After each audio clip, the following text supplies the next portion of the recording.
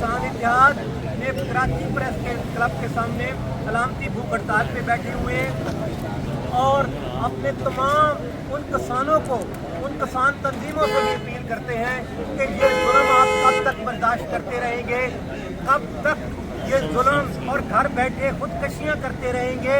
हमने अगर मरना ही है तो हम भूख हड़ताली कैंप लगाएं, गवर्नमेंट भी देखे, इन आला आह्वानों में बैठ के हम भूख हड़ताली कैंप लगाएंगे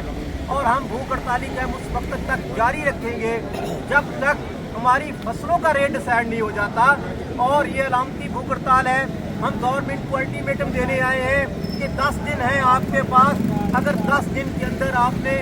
सिंध की शुगर मिलें नहीं चलाई और उसके बाद हम लाहौर में जब भूख हड़ताल करेंगे उनको भी 10 दिन का टाइम है कि अगर उन्होंने ना चलाई तो हम ये भूख हड़ताल उस वक्त तक ख़त्म करेंगे